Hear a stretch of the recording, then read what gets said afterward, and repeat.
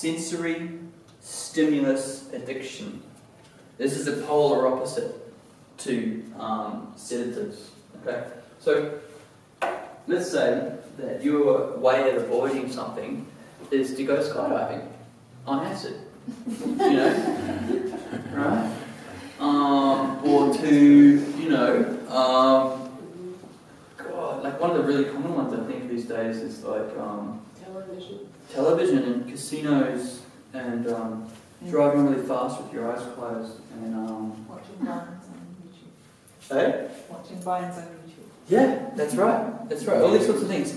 And the other one that's more and more is extreme sexual situations too. Like massive amounts of stimulus, physically and out there, you know.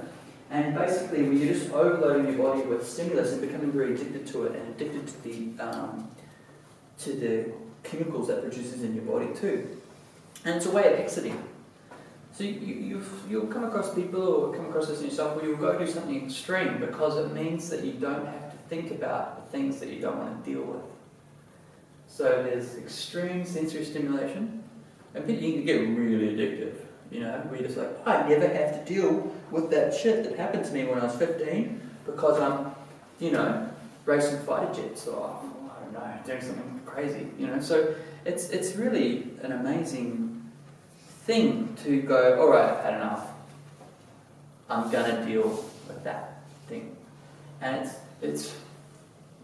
I am constantly amazed and inspired by what people want to look at when they come to me. You know, it's like I'm not killing anyone. When people come to me and the bravery I see of people going, hey, like, yeah, this thing happened.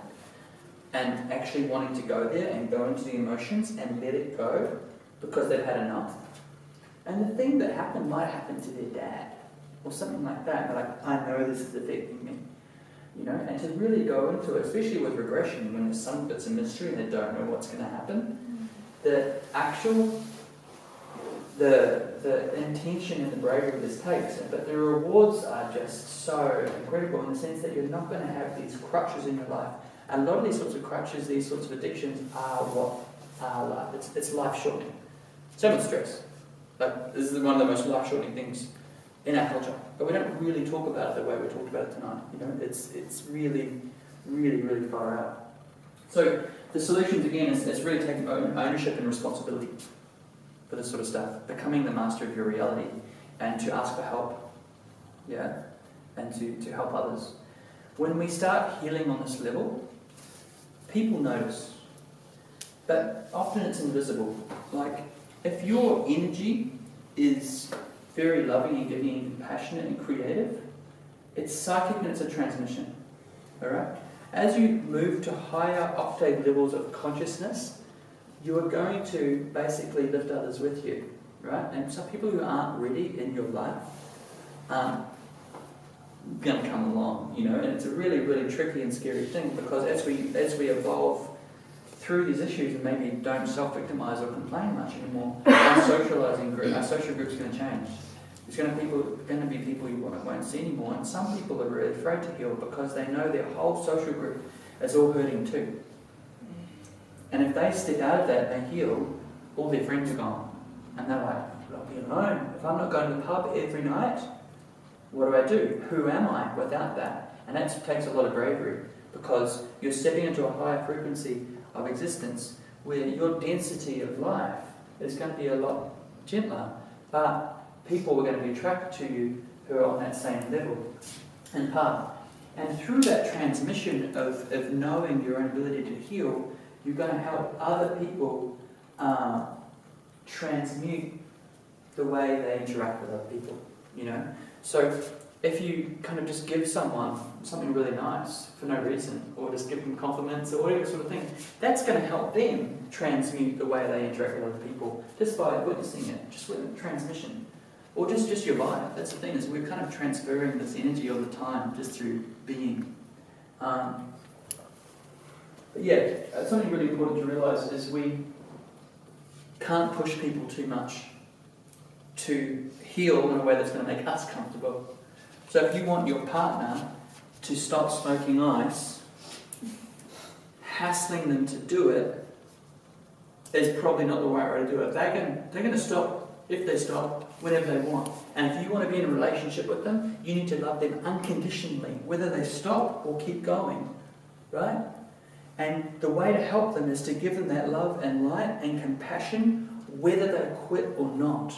And that's what's going to get them there. The actual decision to make the change is them.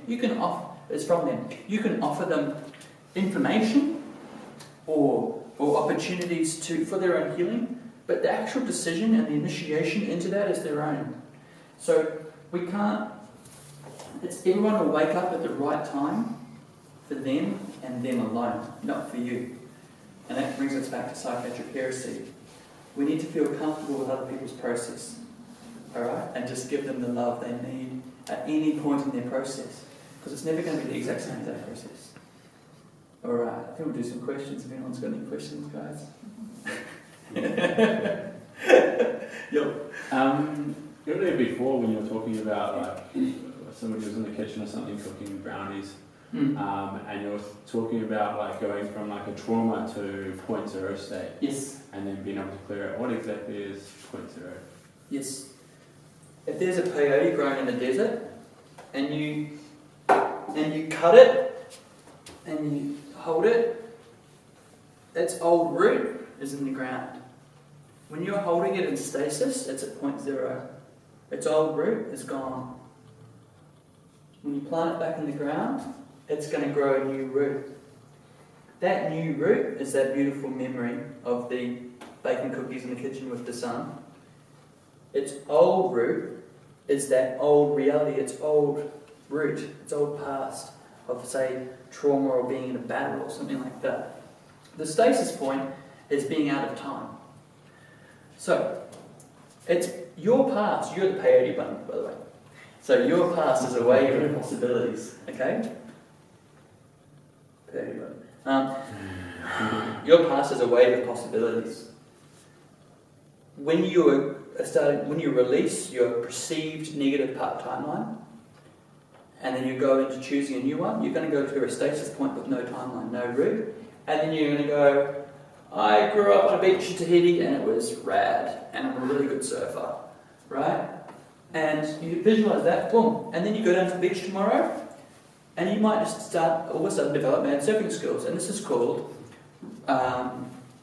retrocausality, in the sense that when we visualize something really good for us in the past, our body goes, oh yeah, we've been an awesome surfer our whole life, and you'll just download from the Akashic field how to have good surfing skills. Retrocausality is really, really interesting when it comes to healing, because if you visualize learning guitar from the age 10, and you play guitar in the present, and you visualize that, you're going to create higher skills in the present. It's very real. It's amazing. The retrocausality effects are being studied extensively, and we'll talk about this more in the quantum physics talk, about how we can just basically give ourselves information in the past to develop better skills for the present. It's far out. Yeah. So how do you accomplish 0.0 state for yourself? It's usually breathwork. Breathwork. Basically, these emotions and events and frequencies and visualizations can be externalized through simple breathwork practice by visualizing on what you don't want and letting it go. When you're talking about the hape and the tobacco, first nostril, left nostril, when you're working with tobacco on the level, is what you don't want. You have tobacco and it'll take that away. The second nostril is what you do want. Yeah. Okay? And you're replacing it. The plant will help you on that level. Another level is when you're praying with fire and you want to give your pain and your hurts and your past to the fire, and the fire will transmute it into love.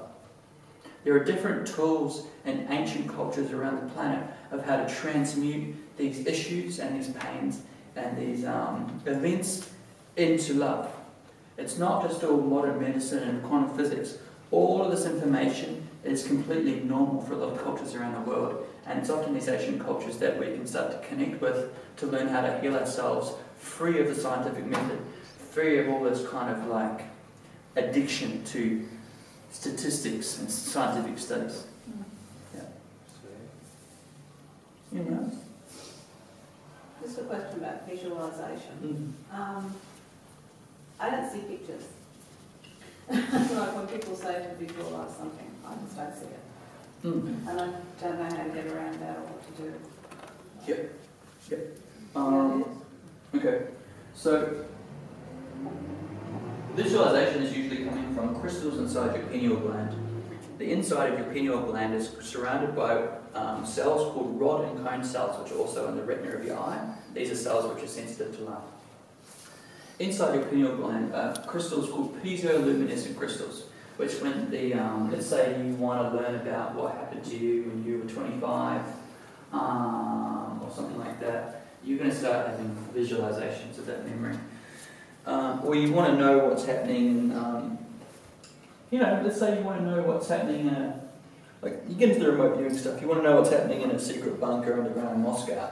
Your body's going to focus on the place, and you're going to pick up the frequency of that area, and then the crystals in your pineal gland, the piezoluminescent crystals, are going to oscillate in such a way that the crystals create light. The rod and cone cells inside your pineal gland will detect that light and show you the image because your optic nerve goes past the pineal gland and it all goes to the same visual cortex in your brain. Now, through negative health practices, by drinking, say, Melbourne water, which has got fluoride in it and chlorine in it, the fluoride and chlorine crystals build up in your pineal gland and create a calcification which shuts down the natural abilities of the piezoluminescent and piezoelectric crystals in your pineal gland. So, sometimes these faculties of visualization can be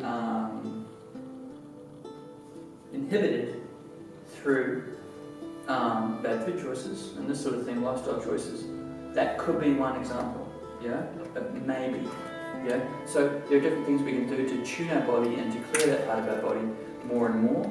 But there's the whole kind of agenda really that they think that a lot of fluoride in water is put there to make people less able to visualize and to be less psychic and do all these sorts of things. The best example I come across is in Russian prison camps in the 30s. They realised that they could cut the prison guards down to about 10% of what they were by putting high doses of fluoride in the prisoners' water, and their ability to really want to escape or do anything was reduced entirely, and they become more like sheep. So that could be a thing. I think that the visualization is understanding the actual mechanics and the chemistry and the physics of how that visualization part of your brain works and what actual faculties of good health it needs to function properly. So visualization and dreaming similar or different? I don't know. I think a lot of the visuals that are happening in our head when we're dreaming are probably the pineal gland as well. That sort of imagery. So the more healthy the better water you're drinking, doing regular detoxing practices, and actually understanding our bodies on a better level. We're encouraged not to understand our bodies on a better level and to eat mainstream garbage and to get sick and spend money on cancer. So it's taking ownership and responsibility, becoming a master of your body and doing the research and listening to what your body wants